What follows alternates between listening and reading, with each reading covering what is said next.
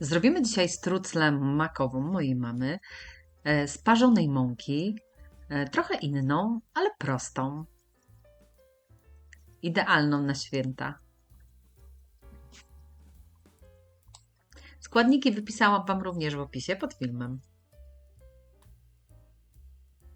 Przygotowanie ciasta zaczynamy od zaparzenia mąki, nie całej, 300 gramów.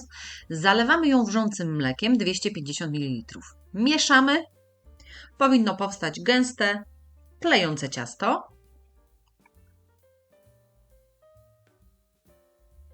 Gotowe ciasto zostawiamy do wystygnięcia i robimy rozczyn z drożdży. Do miski wkruszyłam 30 g świeżych drożdży, dodaję 100 ml ciepłego mleka, łyżkę cukru i 2 łyżki mąki. Mieszam dokładnie, nakrywam ściereczką i odstawiam na około 15 minut, żeby zaczęły rosnąć i się pienić. Drożdże już mi podrosły. Możemy robić dalej nasze ciasto. Tutaj to ciasto zaparzone mąką też już przestygło. Dorzucam drożdże do miski robota, do zaparzonej mąki z mlekiem. Dosypuję 200 g mąki pszennej, jedno jajko i jedno żółtko i 80 g cukru. Dodaję również nasiona z jednej laski wanilii.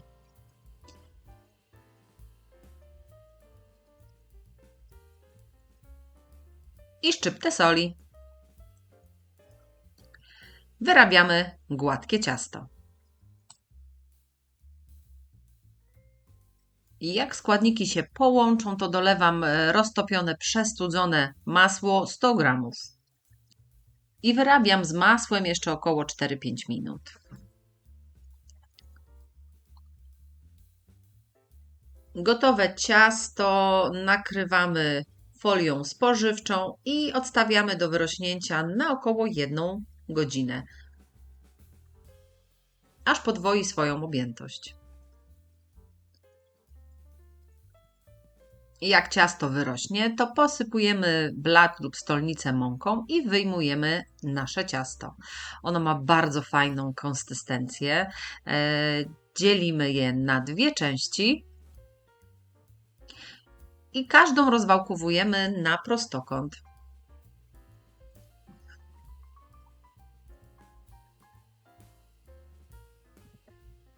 Nie za cienko. Mam masę makową.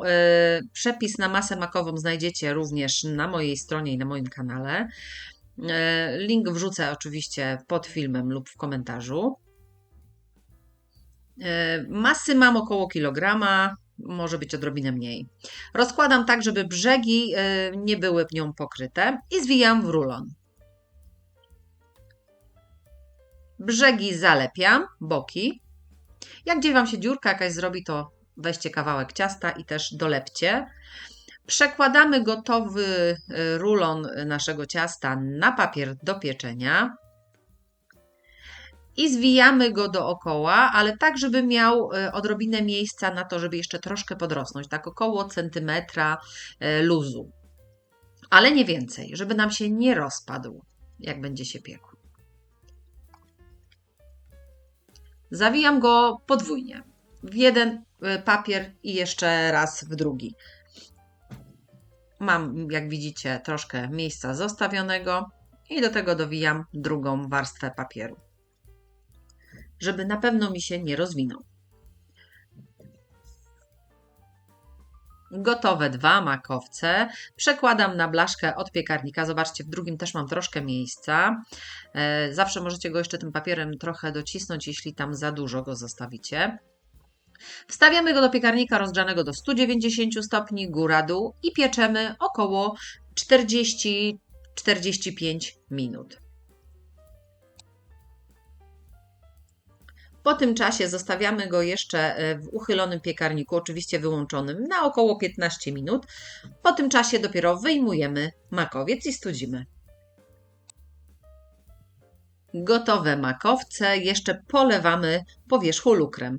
Mam tutaj około 6 łyżek cukru pudru, dodaję sok z pomarańczy, może być również cytryna, ale akurat do makowca wolę z pomarańczy.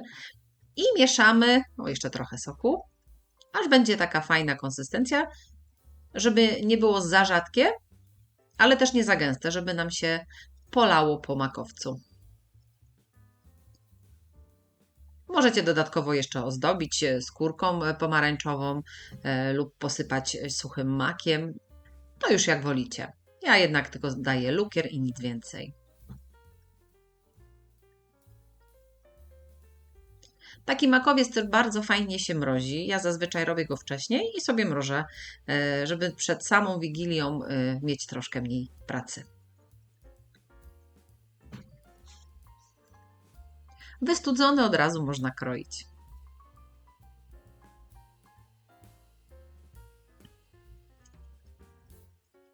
Jest naprawdę pyszny.